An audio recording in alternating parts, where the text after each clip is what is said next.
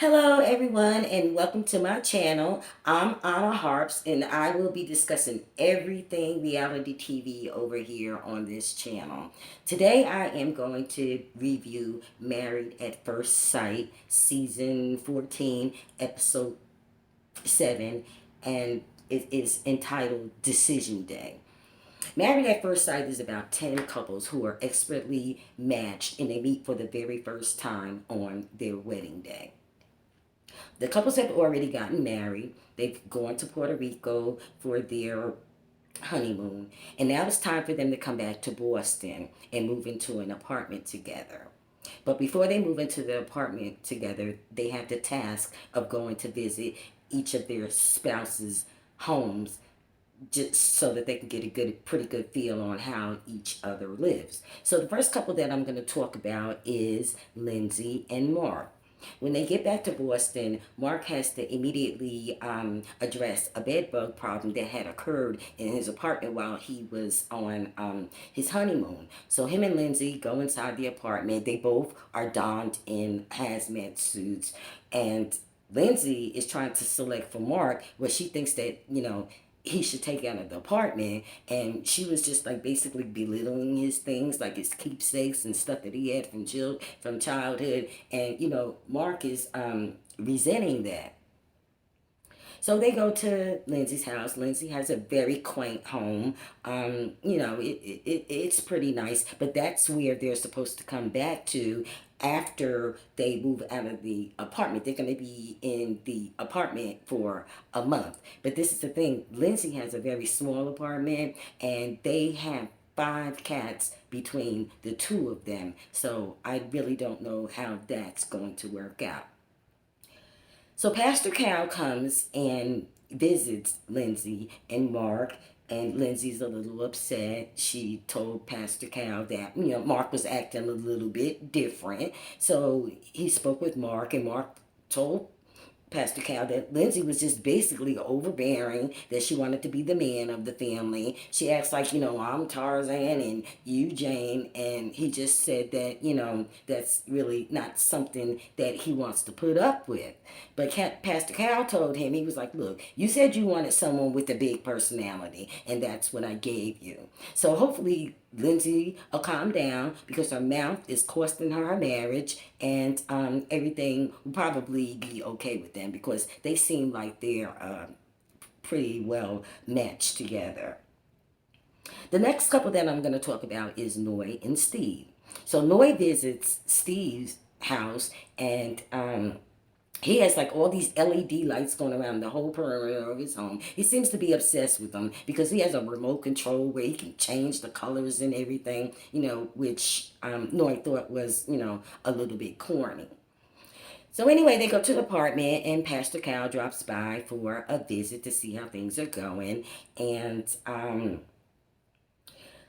Noy had conveyed to Pastor Cal that she wanted 3 children, and Steve wants 2. And she said that it was basically a game changer if he didn't want to have 3 children.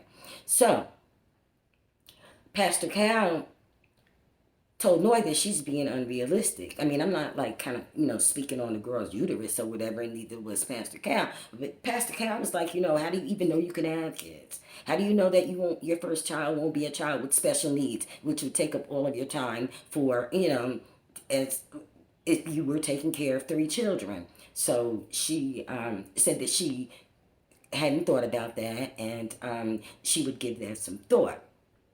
Here's the thing. Steve doesn't have a job.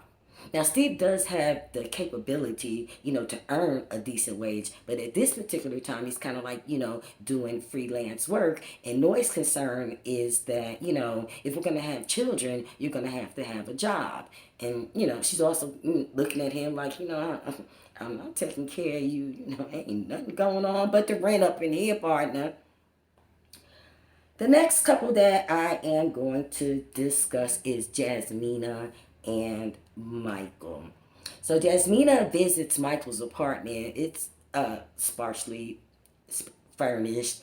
I don't know what the obsession is with these lights, but he has Christmas lights going around the whole perimeter of his apartment.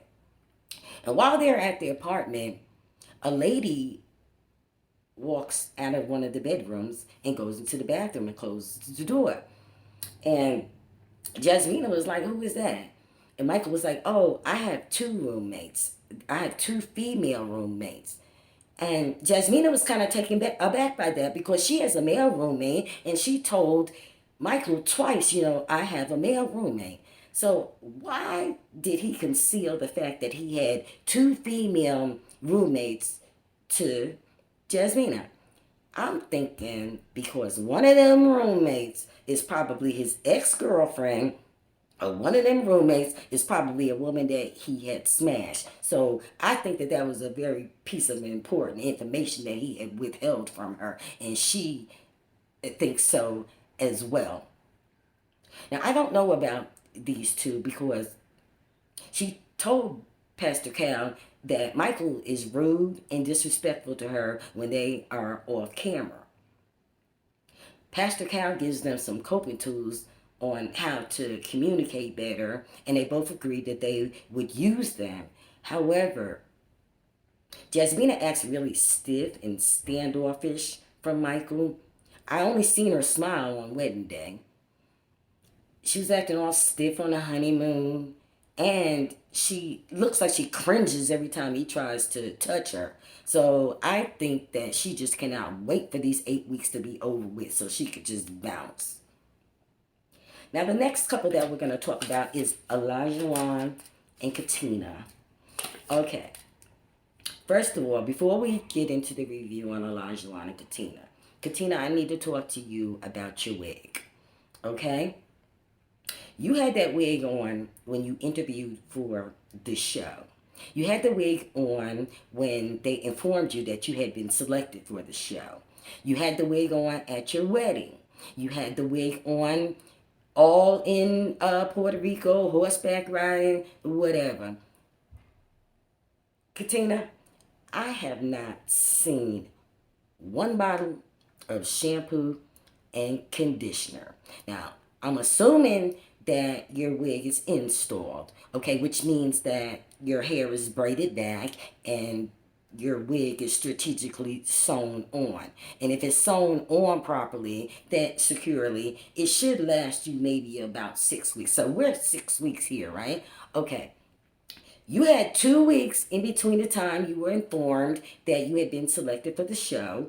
Okay, then you got married. You still have the wig on. So, as I said, I'm sure that you probably have it installed because when you got married, Olajuwon picked you up and your head leaned way back and your wig didn't fall off. And I know that wig almost touches your butt. I know the wig is really, really heavy. So, I'm assuming that you had it installed. Okay, now let me tell you something about an install because I know just a little bit about this. You're only supposed to wear that 2 to 6 weeks.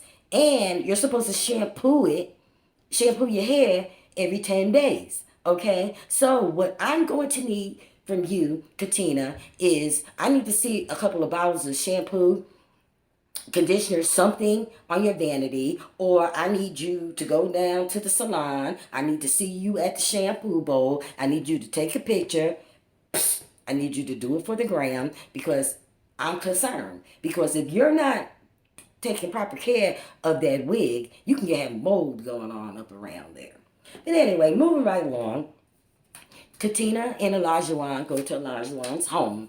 Olajuwon has remodeled the home, but he's remodeled it like in a bachelor style. He still has like old school decor, like the curtains with the coffee cups, with the coffee, with the cream, with the steam emitting from it. And she said that she would like to make a couple of changes. And he told her, he was like, nah, I put in so much money into this house. We cannot afford to remodel this. So she's kind of like looking at him like, either you going to remodel this or we going to have to put this up on an Airbnb or something. But, there needs to be some changes made to this old school home.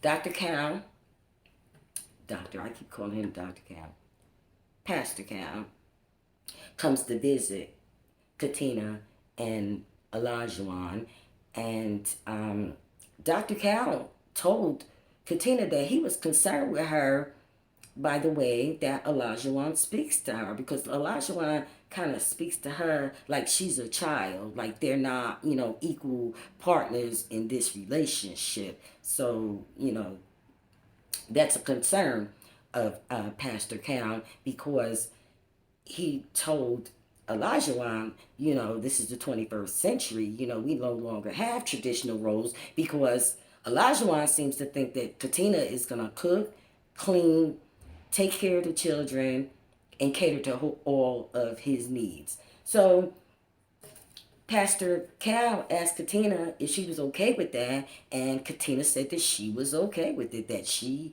wanted someone that would push her out of her comfort zone. So we'll see what happens with this particular couple in the future. Okay, so the last couple that we're going to talk about is Alyssa and Mark. Alyssa was crying at the wedding. I knew that she wasn't gonna like Mark, because Alyssa asked for good teeth and a good body, and Mark had neither. After they got married, she was in the reception area of the venue crying. She doesn't spend the night with him that night, wedding night. She goes over to Puerto Rico. She doesn't sleep in the same room with him. She barely wanted to participate in, group and individual activities with him. She just really wasn't feeling him at all, because she asked the experts for a man that had good teeth and a good body. He had neither. He had like these baby shark teeth. He had a gut, and his teeth were yellow, and her face just dropped, and she made no bones about it that she was not feeling him at all. So they go on the honeymoon. As I said, she doesn't sleep in the room with him. And when they were on the honeymoon, she told him that she wasn't interested in moving into the apartment with him, that she wanted to move into the apartment for 2 weeks, and then he could move into the apartment for 2 weeks. And she said that she wasn't interested in moving into the apartment with him, and that the only reason why she wanted to move into the apartment is because she had made lasting bonding relationships with the other couples, and she wanted to continue with that. But see, this is the thing, Alyssa, that's not why you are there. You are there for Mark. And another thing too, those other couples aren't checking you like that. They're not checking for you like that. They're checking for their spouse. So like, what are you talking about? Okay, so they leave Puerto Rico. They go back to Boston. Alyssa has a sit down with her mother. And she told her mother that the reason why she wasn't interested in him was because of his physique, and that she wanted a cowboy. And she also said that her psychic told her that her husband would have a tattoo of an eagle. Okay. But somewhere along the line, she had a change of heart. I don't know what it is about this apartment. I don't know if she's never seen an upscale apartment like that, but I can tell you one thing, in Texas, they're a dime a dozen, so I don't know. Does she not have a place to stay? Because why on earth would she want to stay in that apartment for 2 weeks, to, what do you say, get to know the other couples? You're supposed to be trying to get to know your husband, okay? So anyway, Pastor Cal comes over, and Alyssa has all these reasons why she doesn't want to be with him. They're trivial reasons. They're not the truth. Things like, he's doesn't take what she says into consideration. It was a bunch of minuscule things, that really didn't make sense. So anyway, when Pastor Cal asked Mark, did he have any concerns, he said that he felt like Alyssa was there for the wrong reasons. He said he don't know why she signed up for the experiment, but he said at this point, I'm gonna have to call it deuces. I'm out. I want a divorce. Okay, so that means that stops both of their checks. And Alyssa, I hope you find your cowboy. Well, that's all I have for my review of season 14, episode 7, Married at First Sight. I'm your girl, Onna Harps. Onna Harps. Oh my goodness, I'm getting tired, guys. I'm telling you, I have had a horrendous day, but I wanted to get up here and do this review for you so that you wouldn't have to wait too long for my review. But that concludes my review. So if you liked my review of Married at First Sight, please like, subscribe, and comment in the description box down below, and make sure you hit that notification button down below so that you will be notified every time I upload a video. Okay, that's all I have for you guys today. Onna Harps. See ya.